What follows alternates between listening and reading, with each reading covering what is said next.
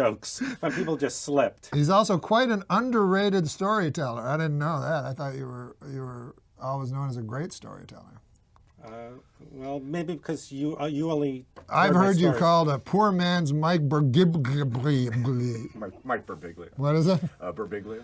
Have you ever heard yourself called a poor man's Mike Birblblgy? At least you can pronounce your fucking last name. I was called the poor man's Emo Phillips. Oh, were you really? Yeah, they flew me. Remember the show London Underground? Sure, I did that. They fly you. With that Henry guy. I don't remember. There was a black guy and a white guy when I did it. I did a white guy. And they fly you out. Wasn't the one Dennis Leary hosted for a while? Yeah, but I didn't do that one. So they fly you out, $5,000 first class. And I remember that because we made nothing. Yes. You'd go, give you $300 at evening at the Improv. Right. Or Improv Tonight or Improv, they had like five improv shows. But the English guys, they didn't know. So they would fly us first class, right? Stay a week in London. And then they, yeah, I remember like they had me follow Emo Phillips and I went late in the thing and I'm bombing and I'm going, they think like another American guy doing this guy, but a bad version because he's really, I'm weird. And he's probably big in England. Yeah. Do you remember? We were at a place, Swingers, not like a crazy thing, but the restaurant, right? When we met Emo? And he was cursing me out because I stopped doing stand-up, remember? Yes. He goes, how you fucking spit on the ultimate high, the ultimate thing. You know, because I disrespected stand-up, because how could you not want to do the ultimate thing? I said, I'm doing guest spots. I work with Peter Boyle at Charles Journey. He goes, that's great. Wow. Okay.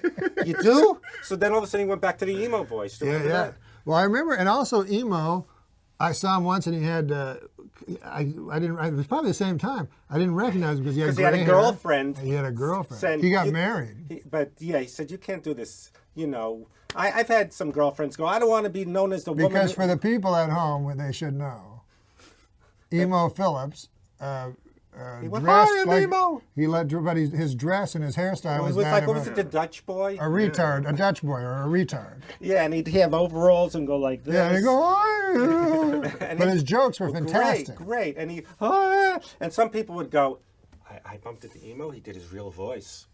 I talked to him. Yeah. And, you know, like, that's a big honor. Somebody told me he did a number of characters before falling upon that one. Did you ever hear that? No. Is it like Dennis Miller, who was a juggler first, or did props? Did you ever hear that? No. I never Yes, heard he that. did props in Pittsburgh. Really? And, yeah, and then all of a sudden, Wow. Yes, a lot of people, like, you know, did things. And then, you know, Dice Clay, you heard that story? No. He was doing a little, he did like Jerry Lewis turns into the Nutty Professor. Yeah. And he did, you know, Well, I Saturday always Night thought Fever. that because he loves Jerry Lewis. And Yeah, I watched that Nutty Professor like a couple of years ago, and that character, Buddy Love, is That's- yeah. almost exactly, even the way he lights a cigarette.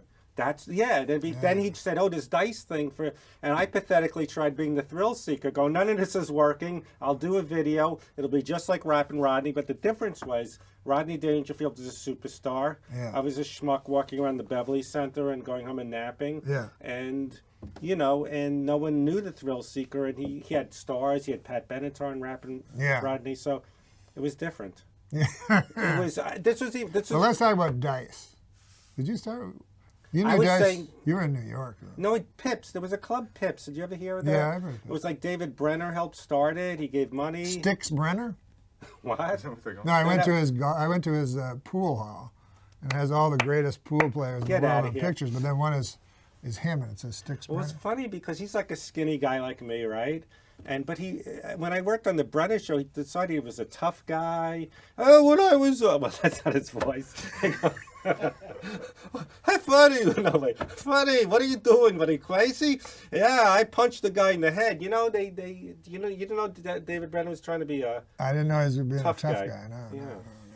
no. Colin Quinn told me about Andrew Dice Clay that when he had already crested and was kind of falling down, Colin said, what if you just change your image completely and I'll write you jokes, but Right. they'll be very high tone jokes.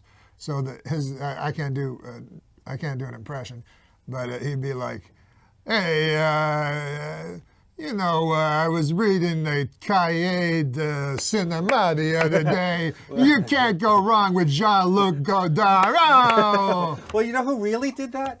Bobcat Goldthwait He was the guy. That's true. He escaped his personality. No. But then he decided to do jokes about gun control and being liberal. But with the voice. But he was doing it and made no sense. You go, why? When if I have an NRA membership, I can't do it. I don't know what I'm doing. No, he did. But he go, and if I'm an NRA member, can't the I can't think of an example. But remember? Oh yeah, definitely. Can you do him? Like do a serious Bobcat, political joke by Bobcat, but he's still stuck in it because he still does stand up, but he's very good. Right. He'll go into the One of the thing. funniest guys around. But yeah, he had that short period of time, I know what you're talking about, Yeah. where he did very serious anti-Reagan jokes and stuff. But as the how guy- many people? I can't do them either. How many? People have to All I know vote. is if he's the guy with the hand on the button, I'm going. How am I doing that? It seems like one of us should be able to do him. Yeah. He'd be a great guest. Oh yeah. Oh, yeah. Okay. Because That's I like. what I'm here to help you think of better people. I'm here. Or Wow. I like that you want to get on podcasts, the but saddest. can't. The saddest thing was, this book. Don't worry. I did a thing, a Kindle single, which helped this. Called my Seinfeld. Now Year. explain to the folks what a Kindle single is. Okay, folks.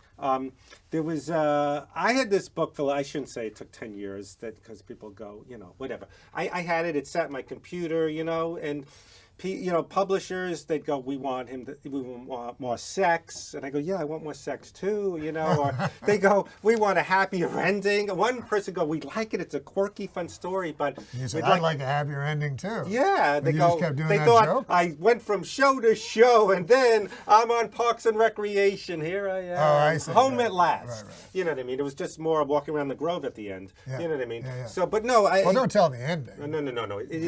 It's a